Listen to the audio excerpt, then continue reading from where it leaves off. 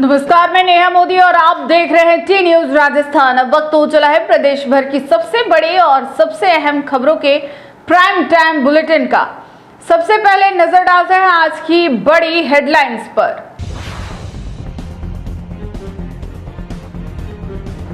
चित्तौड़गढ़ में बड़ी कार्रवाई, 1900 लीटर अवैध ज्वलनशील पदार्थ जब्त, बड़ा हादसा टला।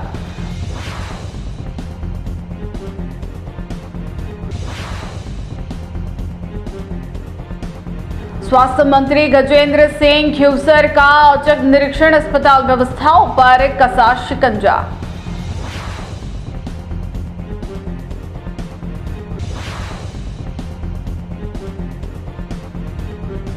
वरिष्ठ नागरिक तीर्थ यात्रा योजना 2026 बयावर में निकली लॉटरी, 914 यात्रियों का हुआ चयन।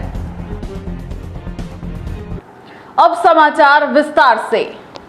चित्तौड़गढ़ जिले में डीएसटी और पारसोली थाना पुलिस ने बड़ी कार्रवाई करते हुए 1900 लीटर अवैध ज्वलनशील पदार्थ जब्त किया है। बिछोर क्षेत्र में अवैध रूप से किया गया यह भंडारण आसपास के लोगों की सुरक्षा के लिए बड़ा खतरा बना हुआ था।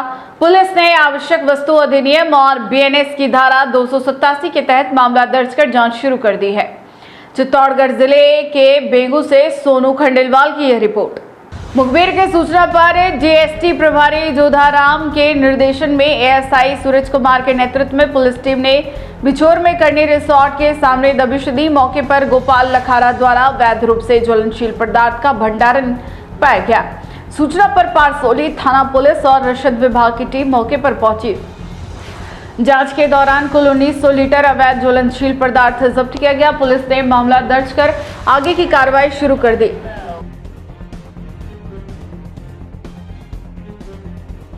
पाली जिले के मारवाड़ जंक्शन क्षेत्र के ग्राम पंचायत बोरनड़ी में सामाजिक लेखा परीक्षा जवाबदेही एवं पारदर्शिता सोसाइटी के तहत सामाजिक अंकेक्षण ग्राम सभा का आयोजन किया गया। ग्राम सभा में मनरेगा के वित्तीय वर्ष 2025-26 की द्वितीय छमाही के कार्यों की समीक्षा की गई। पाली जिले से सुरेश पवार की यह रिपोर्ट।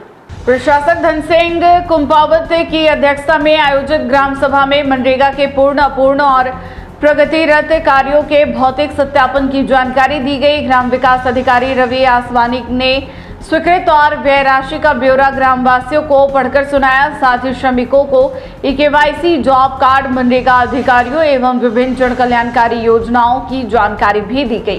कार्यक्रम में सामाजिक अंकेक्षण टीम, जनप्रतिनिधि और ग्रामीण मौजूद रहे।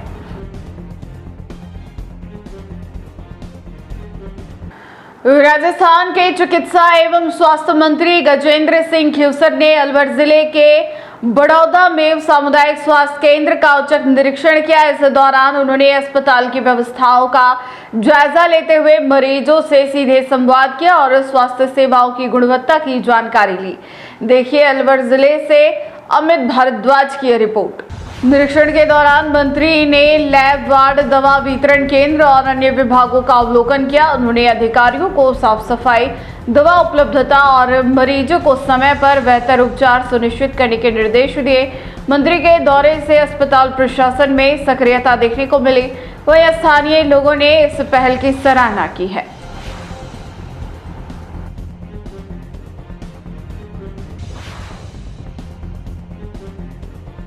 पाली के मारवाड़ जंक्शन स्थित सफलता द्वार भूमिका लाइब्रेरी में विद्यार्थियों और अभिभावकों के लिए फायर सेफ्टी एवं छात्र मार्गदर्शन सत्र का आयोजन किया गया।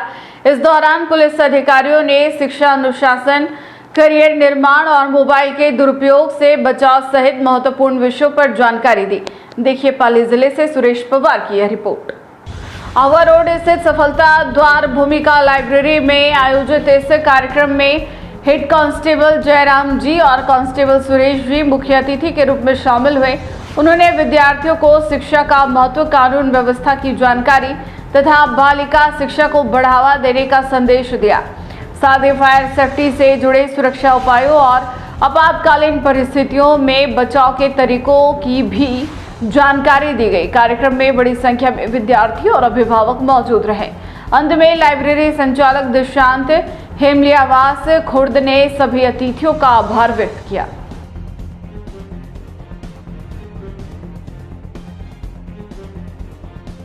शिक्षा जरूरी है, तो उन्होंने शिक्षा की ओर अग्रसर किया।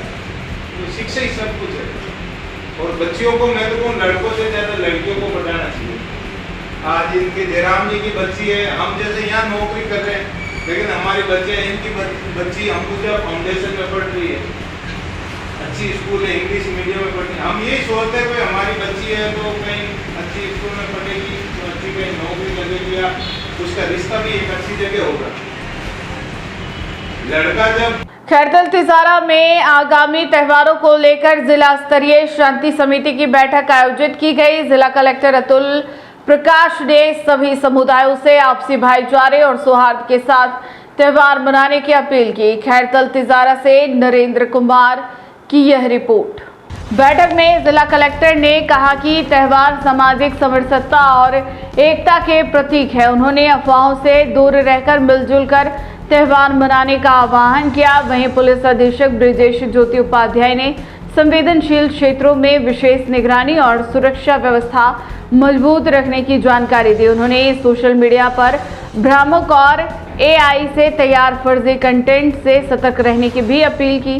बैठक में शांति समिति के सदस्यों और विभिन्न समुदायों के प्रतिनिधियों ने प्रशासन को पूर्ण सहयोग देने का भरोसा दिलाया।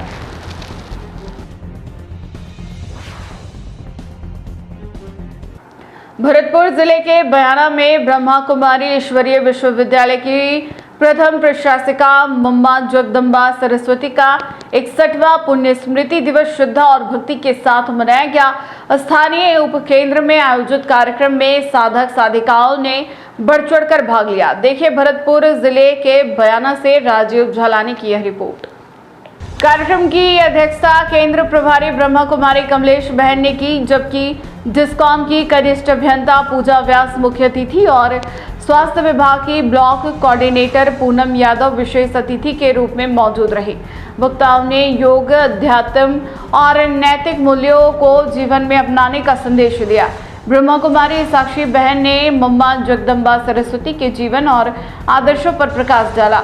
इस दौरान नन्ही बालिकाओं ने भजनों पर मनमोहक प्रस्तुतियां दी तथा वरिष्ठ पत्रकारों का सम्मान भी किया गया।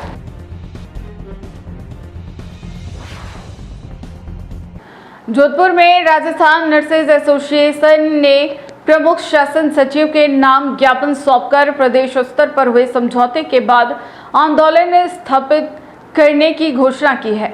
संगठन ने दिवंगत नर्सिंग कर्मी दीपक खारवाल के परिजनों को न्याय, आर्थिक सहायता और सरकारी नौकरी देने की मांग दोहराई है। देखिए जोधपुर जिले से अंकित पुरोहित की यह report. Rajasthan nurses association Jodhpur शहर के अध्यक्ष जगदीश जाट के नेतृत्व में मेडिकल कॉलेज जोधपुर के प्रधानाचार्य डॉक्टर BS जोधा के माध्यम से प्रमुख शासन सचिव को ज्ञापन सौंपा गया। ज्ञापन में बताया गया कि दीपक खारवाल के परिवार को न्याय दिलाने की मांग को लेकर चल रहा आंदोलन प्रदेश संघर्ष समिति और चिकित्सा शिक्षा आयुक्त के बीच हुए समझौते के बाद फिलहाल स्थगित किया गया है। संगठन ने सरकार से ठेका तथा प्रथा समाप्त करने, हटाए गए कार्मिकों के समायोजन तथा 12,000 नर्सिंग और 4,000 पैरामेडिकल पदों पर जल्द शुरू करने की मांग की। साथ ही चेतावनी दी गई तय समय पर मांगों पर कार्रवाई नहीं होने पर आंदोलन फिर शुरू किया जाएगा। आज प्रमुख शासन सचिव राजस्थान सरकार चिकित्सा एवं स्वास्थ्य सेवाओं के नाम पर प्रधानाचार्य महोदय को ज्ञापन दिया है, जिसके अंदर हमने जयपुर में हुए संघर्ष समिति के समझौते के आधार पर आगे के गेट मीटिंग्स वगैरह को स्थगित किया तथा सरकार को हमारा मांग पत्र भेजा, जिसमें जितनी भी निविदा पत्र है उसको रोका जाए। निविदा पे जितने भी कार्मिक थे 108 ये संविदा सेवा जिसमें भी आज तक निकाला गया, उनको वापस राज्य के कोई न कोई उपक्रम के तहत उनको समायोजित किया जाए, चाहे वो RMRS हो चाहे अन्य हेड हो, उनको लिया जाए तथा साथ ही साथ दीपक के परिवार ने जो भी मांग रखी थी उसको जल्द पूरी की जाए। और आगामी जितने भी 2-3 साल हो गए और निकाले गए, जिनके 30 अंक पूरे हो गए, उनका नियमितीकरण मेरिट और बोनस की भर्तियों के आधार पर 12,000 नर्सिंग अधिकारी और 4,000 पैरामेडिकल भर्ती पर की जाए। ये प्रमुख शासन सचिव के नाम ज्ञापन दिया और हम आशा करते हैं कि हमारा आंदोलन स्थगित है और सरकार इस पर कार्रवाई करेगी। अगर कार्रवाई नहीं करती है ये आंदोलन फिर से मूर्त रूप लेगा और बहुत बड़ा आंदोलन बनेगा और उसके लिए राजस्थान नर्सिंग एसोसिएशन हमेशा तैयार है। राज्य सरकार की वरिष्ठ नागरिक तीर्थ यात्रा योजना 2026 के तहत ब्यावर जिले में यात्रियों के चयन के लिए कंप्यूटरीकृत लॉटरी निकाली गई। जिला कलेक्टर कार्यालय में हुई इस प्रक्रिया में हवाई और रेल यात्रा के लिए पात्र वरिष्ठ नागरिकों का चयन किया गया। देखिए ब्यावर जिले से नेमदास वैष्णव की यह रिपोर्ट। देवस्थान विभाग के निर्देशानुसार जिला स्तरीय समिति की मौजूदगी में पारदर्शी तरीके से लॉटरी प्रक्रिया संपन्न हुई। जिले से कुल 1716 आवेदन प्राप्त हुए थे, जिनमें 2794 वरिष्ठ नागरिक शामिल थे। लॉटरी के माध्यम से हवाई यात्रा के लिए 100 और रेल यात्रा के लिए 814 यात्रियों का चयन किया गया।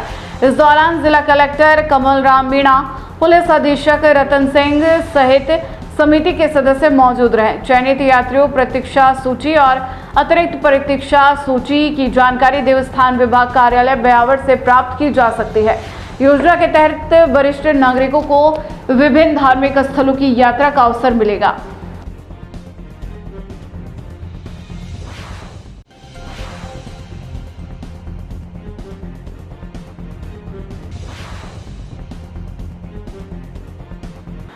निर्जला एकादशी के पावन अवसर पर भरतपुर जिले के नेशनल हाईवे 21 स्थित हलैना श्याम मंदिर में आस्था का सैलाब उमड़ पड़ा।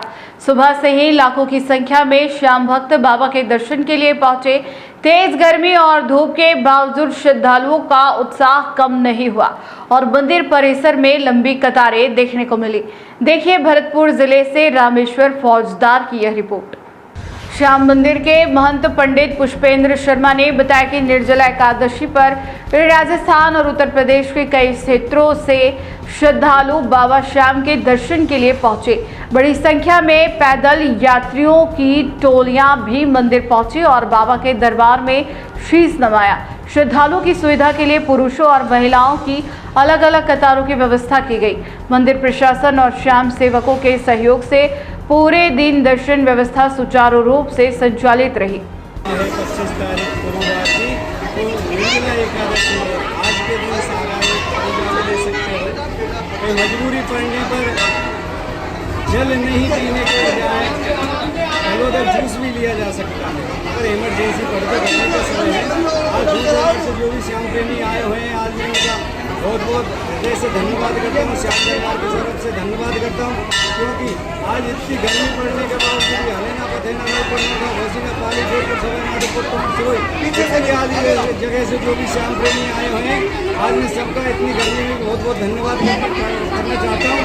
और जो भी आज श्याम दरबार हलेना में निर्जला एकादशी को जो भी भक्तगण आए हुए हैं, श्याम बाबा सबके ऊपर असीम कृपा करे। आज निर्जला एकादशी को कम से कम 2 से 3 लाख भक्तगणों को आने की संभावना थी और कम से कम 4 से 5 लाख भक्तगण आ चुके हैं। शाम तक पता नहीं कितने भक्तगण आएंगे और ठाकुर की असीम कृपा है। यहाँ पे श्याम बाबा का NH 21 पर हरियाणा थाना के पीछे बहुत विशाल मेला लगता है। मैं तो सभी भक्तगणों से एक ही बात कहता हूँ। बयाना में निर्जला एकादशी पर्व श्रद्धा और आस्था के साथ मनाया गया। ज्येष्ठ मास के इस विशेष एकादशी पर मंदिरों और शिवालयों में धार्मिक आयोजन हुए। वहीं विभिन्न सामाजिक संगठनों और व्यापारियों ने श्रद्धालुओं को फल एवं शीतल शरबत वितरित किए। देखिए भरतपुर जिले से बयाना से राजीव झालानी की यह रिपोर्ट। गुरुवार को निर्जला एकादशी के अवसर पर बयाना के बाजारों और मंदिरों में भक्तों की अच्छी खासी भीड़ देखने को मिली।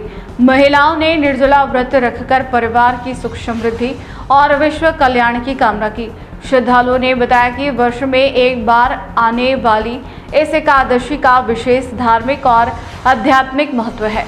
मान्यता है कि निर्जला व्रत करने से पापों और कष्टों से मुक्ति मिलती है तथा जीवन में सुख शांति और समृद्धि का आगमन होता है। इस दौरान जगह जगह फल और शीतल शरबत का वितरण भी किया गया। आज निर्जला एकादशी के उपलक्ष्य में सभी व्यापारी भाइयों के द्वारा शीतल शरबत का प्याऊ लगाई गई व सबके द्वारा फल का वितरण किया गया। निर्जला एकादशी पे शरबत और फल का वितरित बहुत धार्मिक कार्य माना जाता है।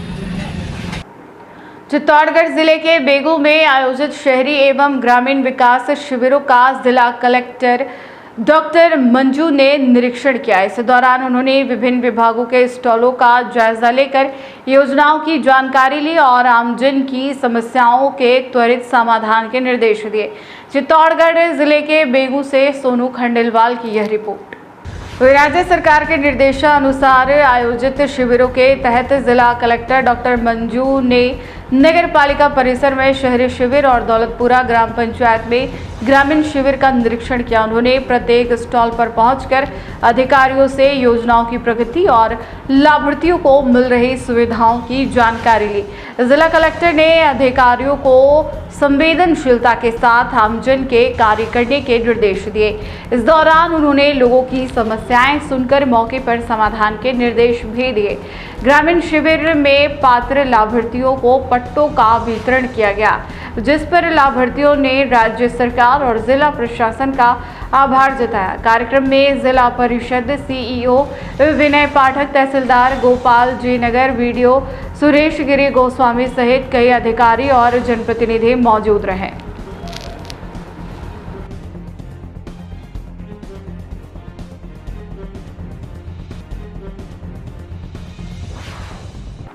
जोधपुर में कांग्रेस की ओर से आयोजित प्रेस वार्ता में शिक्षा व्यवस्था, पेपर लीक, बेरोजगारी और प्रतियोगी परीक्षाओं में हो रही अनियमितताओं को लेकर केंद्र और राज्य सरकार पर निशाना साधा गया। वक्ताओं ने कहा कि लगातार पेपर लीक, भर्ती परीक्षाओं में देरी और युवाओं में बढ़ती बेरोजगारी देश के भविष्य के लिए गंभीर चिंता का विषय है। देखिए जोधपुर से अंकित पुरोहित की यह रिपोर्ट।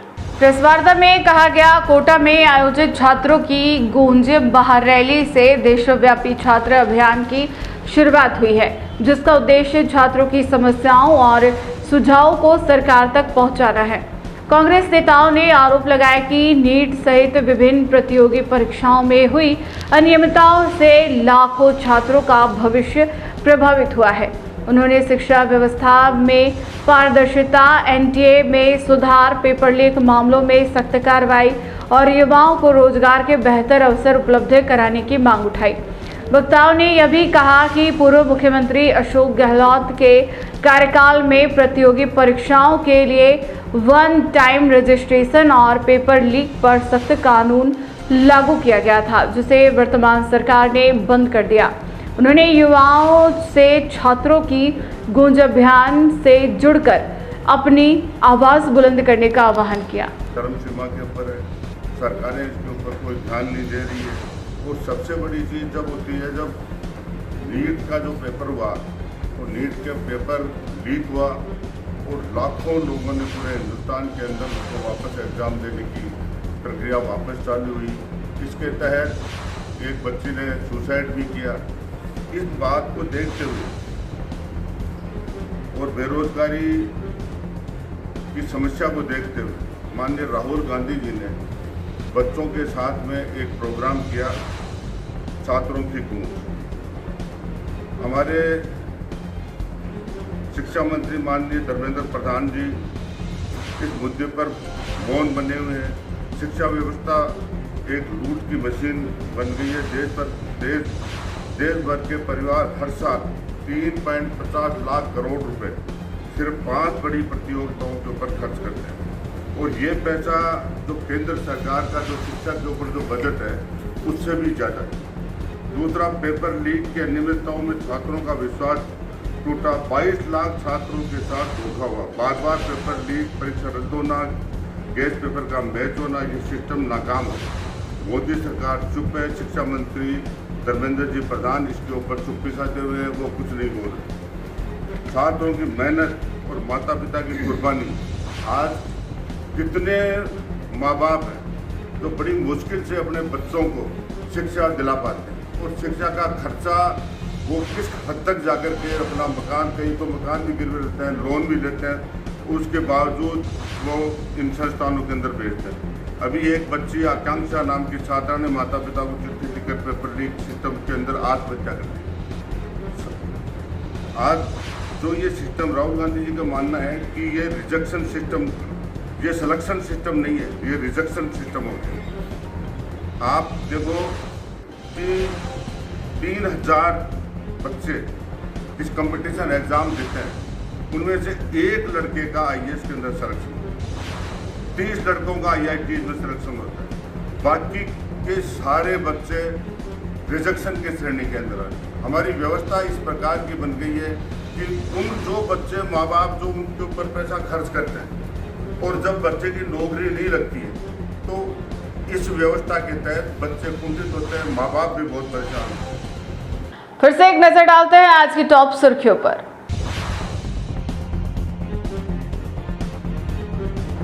चित्तौड़गढ़ में बड़ी कार्रवाई, 1900 लीटर अवैध ज्वलनशील पदार्थ जब्त, बड़ा हादसा टला।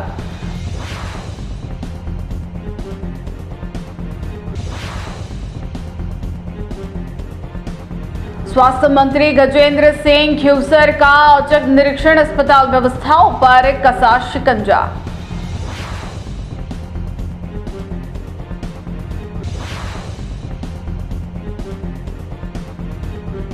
वरिष्ठ नागरिक तीर्थ यात्रा योजना 2026 ब्यावर में निकली लॉटरी, 914 यात्रियों का हुआ चयन। तो ये थी आज की प्रदेश भर की बड़ी और अहम खबरें। लगातार अपडेट्स और तेज खबरों के लिए जुड़े रहिए प्राइम टाइम बुलेटिन के साथ। आज के बुलेटिन में इतना ही, फिर मिलेंगे नई खबरों के साथ। नमस्कार।